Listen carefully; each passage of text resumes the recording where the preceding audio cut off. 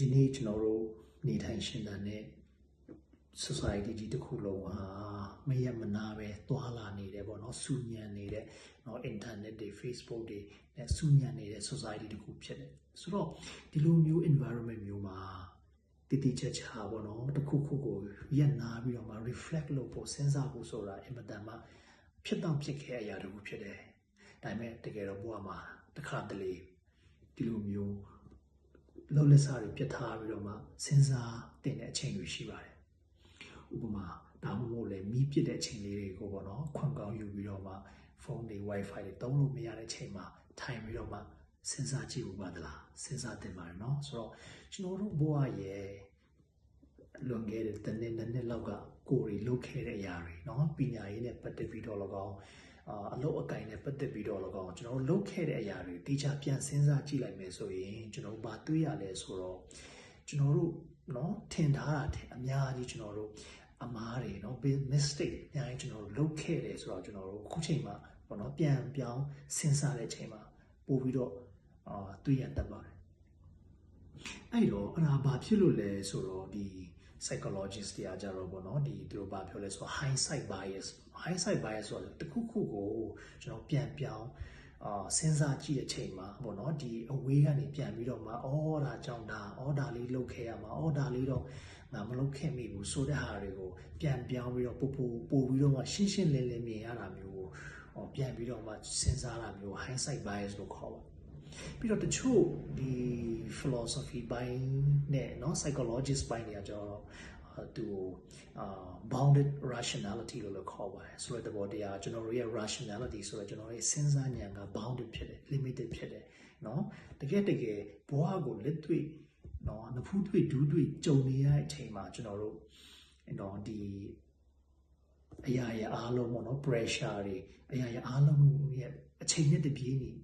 ပြုမှုပြရတဲ့အချိန်မှာကျွန်တော်တို့မှာ information အပြည့်မရှိဘူးเนาะ limited information နဲ့ပဲကျွန်တော်တို့လုပ်ရတာတွေကန်ရတာတွေရှိတယ်စုပ်ပြတ်ချက်ချတဲ့ဟာတွေ decision ချတဲ့ဟာတွေရှိတယ်အဲ့တော့ကျွန်တော်တို့ဒီနေ့ကျွန်တော်ပြောချင်တာဒီလိုမျိုးအရာတွေမှာပေါ့เนาะကျွန်တော် mistake တွေအများကြီးလုပ်တယ်ဆိုတော့ဒီအနာဂတ်မှာပေါ့เนาะစဉ်းစားစရာတစ်ခုကအခုချိန်မှာ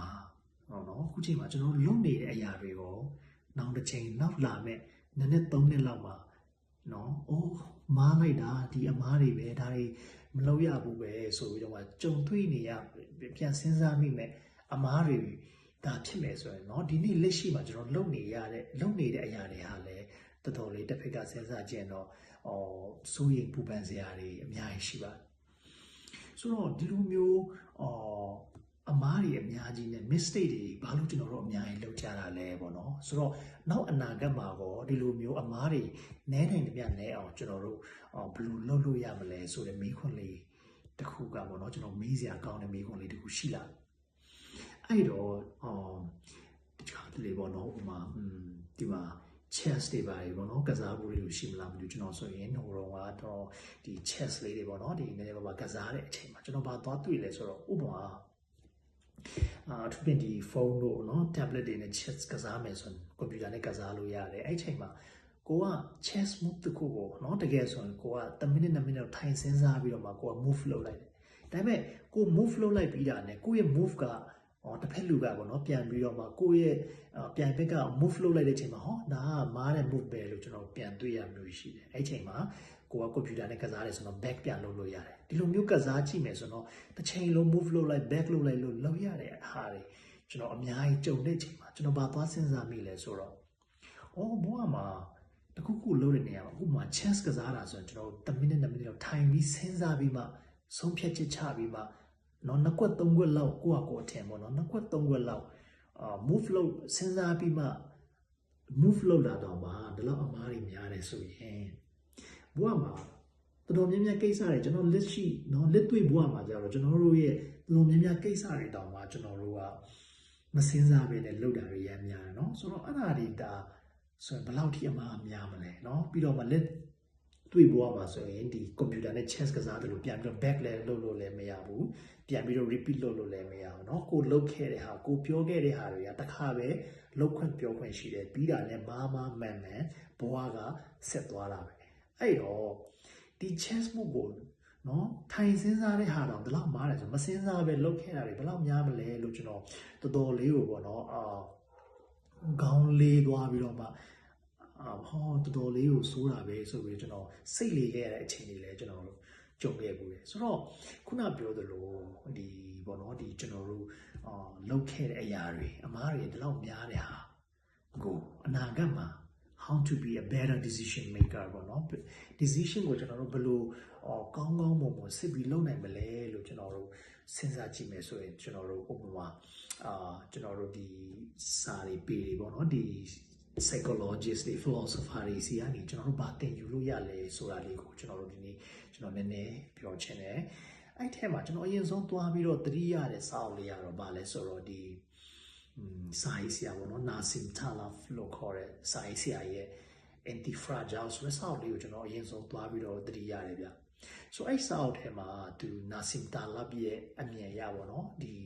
ဘဝမှာအထူးသဖြင့် real life မှာကျတော့ကျွန်တော်တို့ဒီဘဝကပေါ့နော်ဒီ environment တွေကျွန်တော်တို့ရဲ့ system တွေ financial system တွေကျွန်တော်တို့ social system တွေအရင် complicated ဖြစ်တဲ့ခါကျတော့ကျွန်တော်တို့အုံနောက်အနေနဲ့ဒီ information တစ်ခုလုံးကိုကျွန်တော်တို့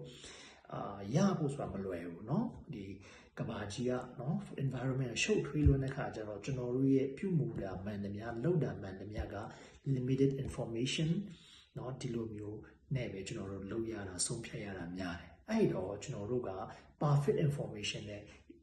လုပ်နိုင်ဖို့ဆိုတာမဖြစ်နိုင်ဘူး perfect information နဲ့ decision ချဖို့ဆိုတာမဖြစ်နိုင်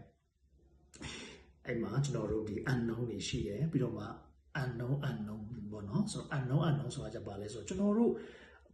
မသိတဲ့ဟာကိုမသိမှန်းသိတဲ့အရာတွေရှိတယ်ဒါပေမဲ့ကိုမသိမှန်းလည်းမသိတဲ့အရာတွေလည်းရှိတယ်ဥပမာကိုတစ်ခုခုလုပ်လိုက်တဲ့အရာမှာဘယ်နေရာကနေပြဿနာတွေဝင်လာမယ်ဆိုတော့ကျွန်တော်မသိဘူးအဲ့ဒါမျိုးကို unknown လို့ခေါ်ပါတယ်ဆိုတော့ဒီလိုမျိုးများပြတဲ့နေရာမှာကျွန်တော်တို့ကမမားဘူးငါဘာအမားမလုပ်အောင်ကြိုးစားမယ်ဆိုတာမျိုးတော့လုပ်လို့မရဘူးလို့သူကပြောအဲ့တော့သူရဲ့ဖြည့်ရှင်းချက်ကဘာလဲဆိုတော့ anti fragile ပေါ့နော် anti fragile ဆိုတာကကျွန်တော်တစ်ဖက်ကကြည့်ရင်တော့ဒါတကယ်ရှိတဲ့အင်္ဂလိပ်စကားလုံးကိုသူကနော်ဒီ coin လောက်ထားတာပေါ့နော်တီထွန်ထားတာဒါပေမဲ့ idea ကြတော့ဒါသူစမ်းတဲ့ idea တော့မဟုတ်ဘူးเนาะသူရဲ့ original idea လည်းမဟုတ်တကယ်တော့